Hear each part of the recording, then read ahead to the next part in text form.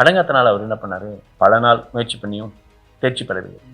இது போல செய்துட்டே இருக்கும்போது அவருக்கு என்ன ஆகும், டயர்ட்னஸ்ல அவர் என்ன பண்ணாரு, அப்படியே உட்காந்துட்டார் சோர்ந்து உட்காந்த உடனே அவருக்கு என்ன ஆயிப்போச்சு, ஒரு குட்டி தூக்கம் வந்தது.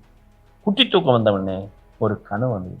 அந்த கனவுல என்ன கேட்குறாங்க வந்தவங்க, ஐயா நீங்கள் டெல்லிக்கு ராஜா, பெரிய ராஜா, நீங்களே உறங்கி விட்டால் எங்களுடைய நிலைமை என்ன ஆகும், கொஞ்சம் விழிப்போடு இருங்கள் அப்படின்னு அவர் சொல்கிறார்.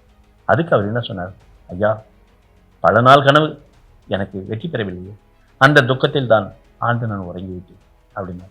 நீ உறங்காதே, எந்த குதிரை ஒன்னால் அடக்க முடியும், நீ யாரு, டெல்லிக்கு ராஜா, அதே நேரத்தில் பெரிய ராஜா, உன்னை சார்ந்தவர்கள் யாரு, சிற்றரசு. சிற்றர்கள் ஓலையிட்டால் யாராவது வந்து எந்த கோயிலை அடிக்கிடுவாங்க, நான் சிற்றர்களை என்னன்னு சொல்லி எழுதுவது சன்மானம், என்னன்னு சொல்லி எழுதுவது அப்படின்னு ஒரு ஓலையை எடுத்துக்கொள், அந்த ஓலையை எழுது, 16 வரான் பொன் தருகிறேன், என்னுடைய பெண் தருகிறேன், இந்த குறையும் சன்மானம் தருகிறேன், எந்த நாட்டாட்சி கோரி அடைத்தாலும் அவர்களுக்கு கப்பம் இல்லை